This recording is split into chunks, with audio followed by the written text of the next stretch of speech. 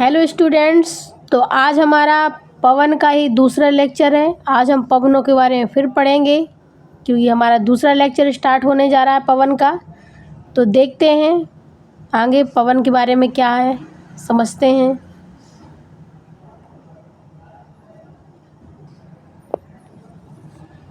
तो देखते हैं आज सामयिक पवनें और स्थानीय पवनों के बारे में जानकारी प्राप्त करेंगे, समझेंगे क्या होती है सामयिक पवनें और क्या होती है स्थानीय पवनें। तो सामयिक पवन क्या होती है इसके बारे में देखते हैं। जिन पवनों की दिशा मौसम का समय के अनुसार जिन पवनों की दिशा मौसम या समय के अनुसार विपरीत परिवर्तित हो जाती है। जैसे जैसे मौसम या समय आता है उनकी दिशा में परिवर्तन आ जाता है, उनकी दिशा बदल जाती है। उन्हीं को कहते हैं सामयिक पवनें। किनको कहते हैं सामयिक पवनें? ऐसी पवनें जिनकी दिशा मौसम या समय के अनुसार विपरीत दिशा में परिवर्तित हो जाती है, विपरीत दिशा में बदल जाती है, उसे कहते हैं सामयिक पवन। ये सनातनी पवनों से कम कैसी?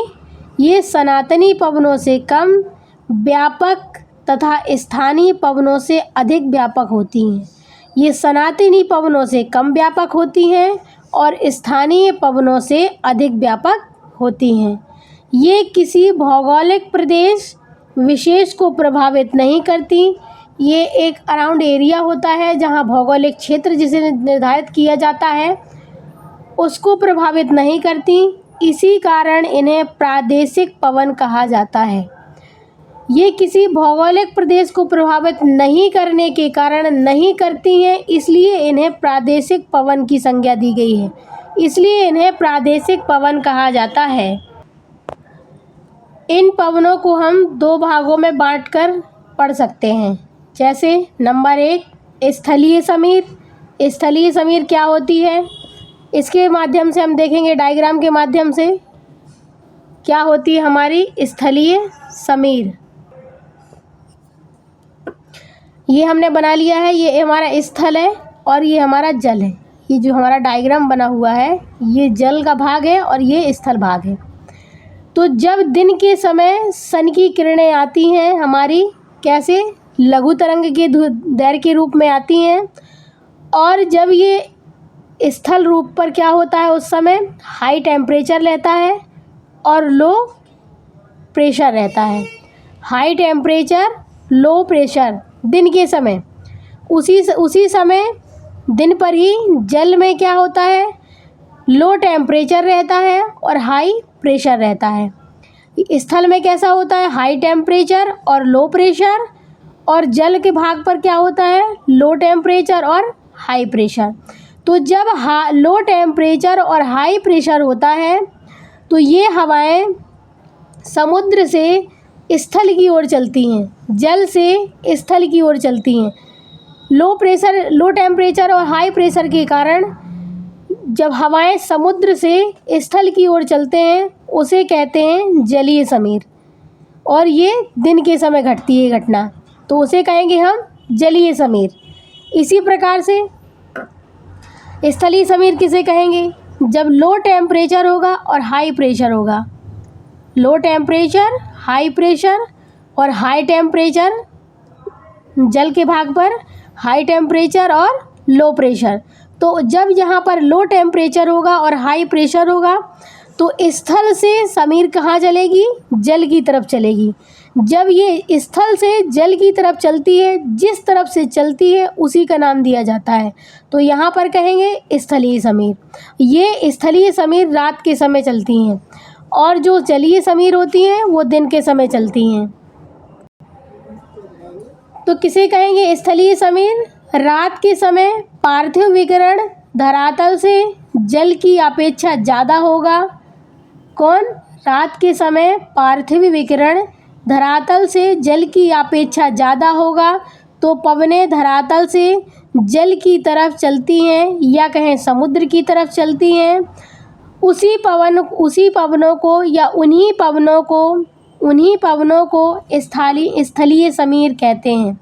किन पवनों को स्थलीय समीर कहते हैं? जब रात के समय पार्थिव विकिरण धरातल से जल की अपेक्षा ज़्यादा होगा तो पवनें धरातल से जल की तरफ चलेंगी, उन्हीं को हम कहेंगे स्थलीय समीर या स्थलीय पवनें। इसी प्रकार से जलीय समीर किसे कहेंगे?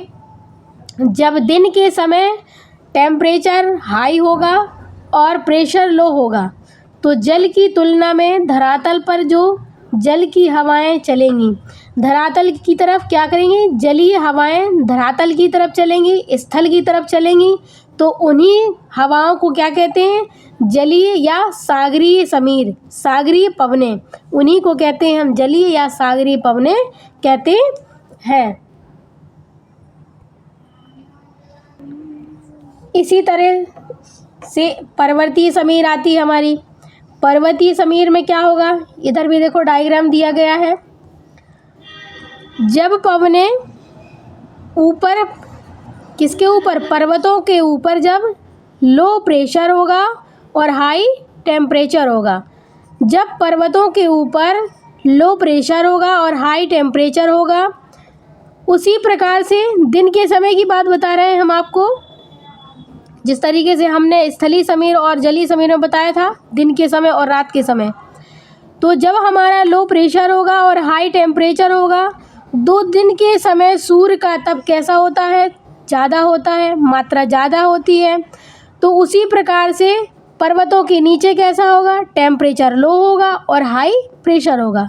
जिस तरफ से हाई प्रेशर होगा उसी तरफ से पवनें चलेंगी और ऊपर उठती हुई इस दिशा में इस तरीके से पवनें चलती हुई प्रतीत होंगी। हाई टेम्परेचर की हाई प्रेशर की तरफ से लो प्रेशर की तरफ पवनें चलेंगी, इन्हीं को कहेंगे पर्वतीय समीर। पर्वतीय समीर, जब पर्वतों के ऊपर तापमान कम होगा तो पवनें नीचे की तरफ बहने लगती हैं, तो इन्हें ही पर्वतीय समीर कहते हैं। ये रात के समय की बात थी, ये दिन के समय की बात है। देखिए, जब लो टेम्परेचर होगा और हाई प्रेशर होगा, हमने बताया आपसे जिस तरफ हाई प्रेशर होगा उस तरफ से पवनें चलती हैं, तो पर्वतों के ऊपर से हाई प्रेशर की तरफ से लो टेम्परेचर की तरफ पवनें चलती हैं, उन्हीं को कहते हैं पर्वतीय समीर। उन्हीं को क्या कहते हैं? पर्वतीय समीर।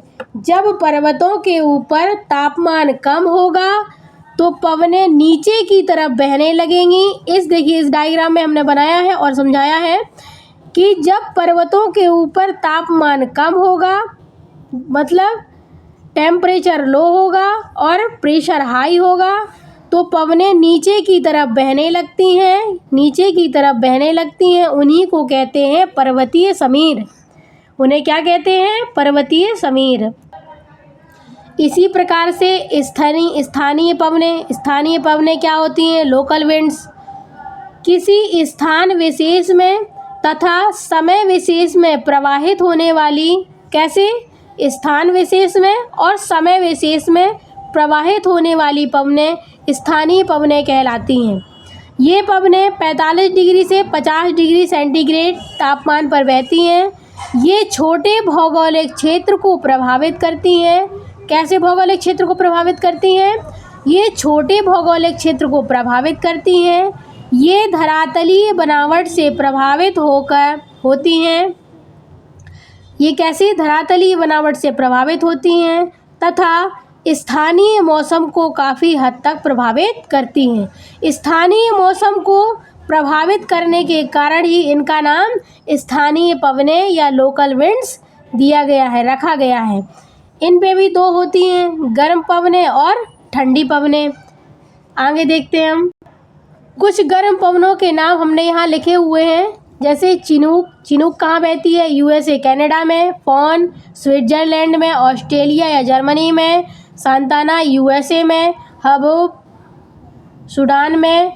इस प्रकार से सिराको कुछ इम्पोर्टेंट हैं। सिराको हो गया, लो हो गया, हरमट्टन हो गई, है ना, काराबुरान। इस प्रकार से बागियो फिलीपींस में। लो तो बहती भारत के उत्तर और विशाल मैदान पर बहती है।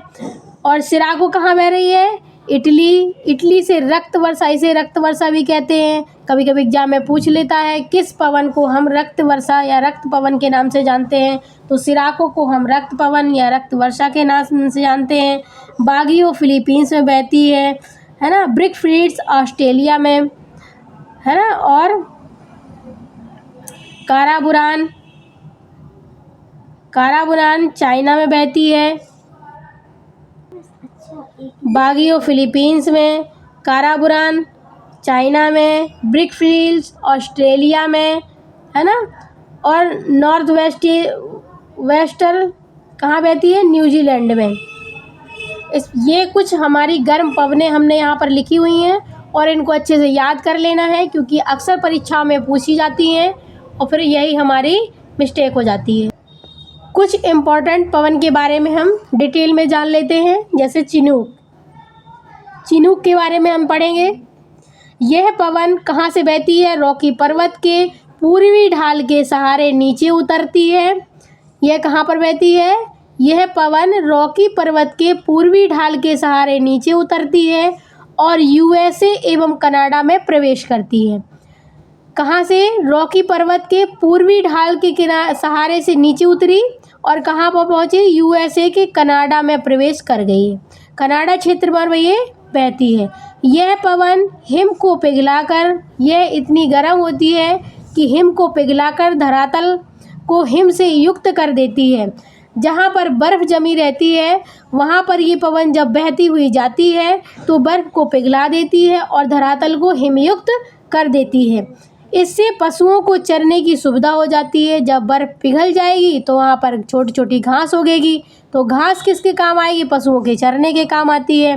अतः इस पवन को हिमभक्षी पवन या चिनूक कहते हैं। इसी कारण से इस पवन को कैसा कहा जाता है? हिमभक्षी। हिमभक्षी मतलब हिम को पिघलाना या हिम को खा जाना, इसी को कहते हैं हम हिमभक्षी। इसी बर्फ़ को पिघलाने का काम करती है, इसलिए इस पवन का नाम दिया गया हिमभक्षी पवन या चिनूक। दूसरी है हमारी फॉन। आल्प्स पर्वत के ऊपरी ढाल के सहारे नीचे उतरती है। कहाँ से? आल्प्स पर्वत के। फॉन कहाँ से उतरती है? आल्प्स पर्वत के उत्तरी ढाल के सहारे नीचे उतरती है तथा ऑस्ट्रेलिया, जर्मनी, स्विट्ज़रलैंड में प्रवाहित होती है। तो ये फॉन पवन कहाँ पर प्रवाहित होने वाली है? Australia, Germany, Switzerland. तीसरी है हरमट्टन। यह पवन सहारा मरुस्थल से उत्पन्न होकर, कहाँ से? सहारा मरुस्थल से उत्पन्न होकर गिनी के तट मतलब घाना, नाइजीरिया में प्रवाहित होने वाली पवन है। इस पवन को हम डॉक्टर विंड के नाम से या डॉक्टर पवन के नाम से भी जानते हैं, क्योंकि इस पवन के आगमन के साथ ही सापेक्षिक आर्द्रता काफ़ी नीचे गिर जाती है और जिसके कारण मौसम आरामदायक हो जाता है, क्योंकि वहाँ पर इतना चिपचिपा मौसम रहता है, इतना गर्म ह्यूमिडिटी वाला ज़्यादा रहता है। लेकिन जब हरमट्टन पवन चलती हुई बहती हुई वहाँ पर पहुँचती है तो वहाँ का मौसम कूल कर देती है, न अच्छा कर देती है, वातावरण अच्छा हो जाता है। तो वहाँ पर जो बीमारियाँ होती हैं वो ख़त्म हो जाती हैं, इसलिए इसका नाम डॉक्टर पवन या डॉक्टर विंड के नाम से भी ये जानी जाती है। अगली है हमारी सिराको पवन के बारे में जानते हैं।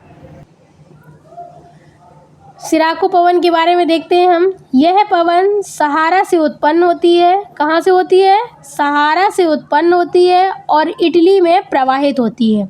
सहारा में उत्पन्न हुई और इटली में प्रवाहित हुई। इसमें लाल धूल के कण मौजूद होते हैं। लाल धूल कणों के वर्षा की बूंदों में मिश्रण हो जाने के कारण वर्षा की बूंदों का रंग लाल हो जाता है।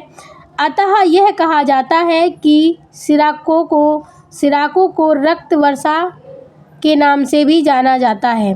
कभी कभी परीक्षाओं में पूछ लिया जाता है स्टूडेंट्स कि सिराको को हम रक्त वर्षा क्यों कहते हैं? यही कारण है कि उस पर लाल धूल के कण वर्षा में मिल जाते हैं और जब वर्षा होती है तो बूंदों की रंग बूंदों का रंग लाल दिखाई देता है, इसलिए हम इसे रक्त वर्षा के नाम से भी जानते हैं। कुछ हमारी ठंडी लोकल विंड्स भी हैं, कोल्ड लोकल विंड्स भी हैं, उनके बारे में भी जान लेते हैं। जैसे ब्लिजार्ड यूएसए में बहती है, नॉर्थर साउथ यूएसए में। बुरान बहती है रसिया में।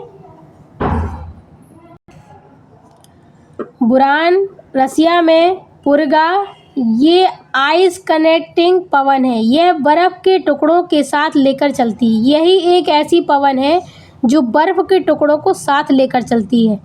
मिस्ट्रल फ्रांस में बहती है। बोरा युगास्लाविया में बहती है और सॉथर्न वेस्टर्निया में बहती है, ऑस्ट्रेलिया में। ये हमारी कुछ ठंडी विंड्स हैं, तो इसके बारे में भी आप अच्छे से पढ़ लीजिएगा। इसके बाद अगला लेक्चर जो हमारा होगा उसके बारे में हम जानेंगे। तो ये हमारा लेक्चर कैसा लगा इसको पढ़कर ज़रूर बताइएगा। अच्छा लगा हो तो लाइक कीजिएगा, सब्सक्राइब कीजिएगा, कमेंट कीजिएगा। फिर मिलते हैं एक नए लेक्चर के साथ, नई वीडियो के साथ। थैंक यू, धन्यवाद।